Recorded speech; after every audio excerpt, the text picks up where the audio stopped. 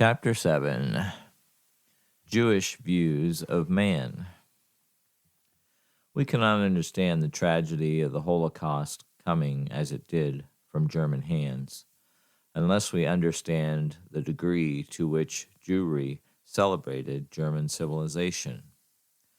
The systematic annihilation of Europe's Jews was performed by one of the most illustrious civilizations of modern times.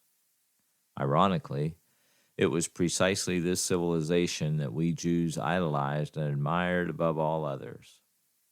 We loved German philosophy and music, and the whole depth and richness of a civilization that was centuries old in its making. Before the advent of Hitler, to be a German Jew was the highest dignity that could be hoped for. Long before World War II, when Polish Jews would come into Germany as immigrants, German Jews would look upon them contemptuously because they were crude and coarsely orthodox and came from the rural villages and ghettos. In contrast, German Jews saw themselves as emancipated and reflecting the highest standards of rational German civilization, and maybe, to a very great extent, contributors to that civilization. The three great giants of the 20th century who have so affected the shape of the modern world, Karl Marx, Sigmund Freud, and Albert Einstein, were all German-speaking Jews. In the minds of many Jews, German civilization displaced and had become a substitute for biblical, messianic expectation. If the whole world could be Germanized, so to speak, and share the philosophical, ethical, and moral qualities of rational German civilization, then the world would enter the Messianic age. We shared with German rationalism the embarrassment that it held for the supernatural God of the Old Testament. Therefore, we gave no place at all to the possibility in those times of divine intervention in the affairs of men. We had lost our biblical orientation long before, and there was little or no expectation of a Messiah who would come in his own person. On the contrary, the view increasingly prevailed that there would be an enlightened messianic age of the kind that German civilization was already beginning to exhibit, the fruit of the enlightened self-interest of men who were ethical in their own eyes. In other words, the Jewish celebration and assessment of man was validated by the seemingly humane German civilization in which they lived. In our opinion, this is why, in supreme irony, God necessarily used a willing Germany to bring the devastation of the Holocaust upon us. We suffered at the hands of the very nation we had so highly esteemed and celebrated. Lacking an understanding of the inherent depravity of all human nature, we could not anticipate the evil of which man is capable. Inhuman and bestial things were done to us by the very people who were the projection of our own lofty and idealistic view of ourselves. Despite the tragedy of the recent past, are we not essentially still holding this view? Impressive as we are in our own sight, are we not blinded to that corruption inherent in the very nature of man? Have we learned this lesson yet? Or are we still esteeming man, even after one of the most grotesque failures of man in modern times?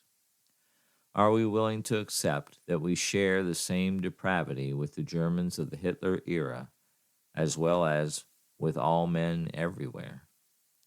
Do we realize that we are just as capable of performing those same vile tortures, degradations, and humiliations on another people? Part of our lingering hurt over the Holocaust is not only the annihilation of the 6 million of our people, but also the death of the hope that Germany had represented to us. We did not, and apparently still do not, consider that God would allow something of so vaunted a kind to reach such an ultimate bankruptcy as to express itself in Nazi bestiality. It overturned everything in which we had hoped, and it came suddenly and with a great fury poured out. It was as if God had patiently waited and waited, but we would not be deterred. We had determined to make the world a paradise of our own, independent from God and His assessment of our and all mankind's condition. Being in our own eyes the epitome of mankind, it is almost inconceivable for us to believe that we have either committed or are capable of sin or transgression of a kind that could possibly justify the consequence of a Holocaust. In fact, with few exceptions, have we, as modern Jews to this very moment, any real concept of sin?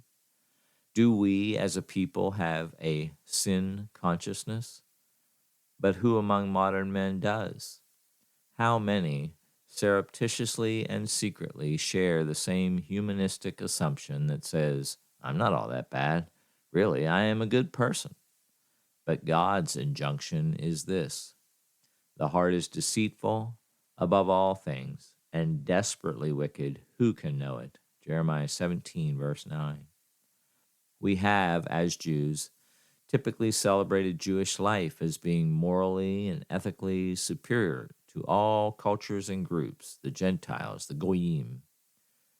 But are not recent events in Israel bringing us as a nation and a people to an ultimate recognition of our failure, not only as Jews, but also as man?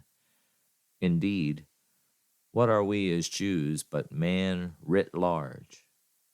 We are seeing it in our nation's failures and frustrations, particularly in our own internal differences in a nation of both secular and religious Jews, and in our treatment toward the stranger in the land. Violence and the use of torture are looked upon increasingly as an answer to the mounting predicament that is stubbornly insoluble by any other means. Sadly, we will inevitably manifest that depravity shamefully in our own national conduct if we are unwilling to own up to it as revealed in our own scriptures. This is an ultimate irony of history, and as we shall be examining, it must and will end with that final saving acknowledgement for which God waits. Our bones are dried up, our hope is lost, we are cut off for our parts. Ezekiel 37:11b. In the whole of Jewish history to this day, that acknowledgement has never been made by us as a nation, despite the untold suffering that we have experienced through the centuries. Unfortunately, we have an undying hope in ourselves and our ability. We are the indomitable humanists and perennial optimists, but we have not yet learned that optimism predicated upon man's innate goodness is a false hope. It is for this very reason that we cannot succeed in our enterprise of establishing a state while we have such an inaccurate view of ourselves and equally of God. We have a biblical destiny beyond our own knowing which must be fulfilled despite ourselves. God's word, God's name, covenant, honor, and promises are at stake. Having promised that from Abraham's loins will come a seed in which all the families of the earth shall be blessed, Genesis 12:3, what will it take then to bring us to the acknowledgement given in Ezekiel 37? Whatever it will take, must not God require it? We can go just so long in a view of ourselves that is not too much more than a myth or a deception, which can appear to serve the most commendable purposes, having a certain efficacy and benevolence, and it can make you look like a nice guy under that deception. But there comes a time when reality can no longer tolerate it and something has to break. The longer the deception has gone on, the more severe and horrendous the calamity that follows. And the day that our nice guy thing blows up in our faces, we find ourselves capable of the most appalling conduct. This is a lesson which ought to instruct all of us. God will not be mocked. Reality is the issue, and the heart of reality is God. Not as we would subjectively like him to be, the kind of domesticated God who will do our bidding and run our errands, but God as he in fact is. End of chapter 7.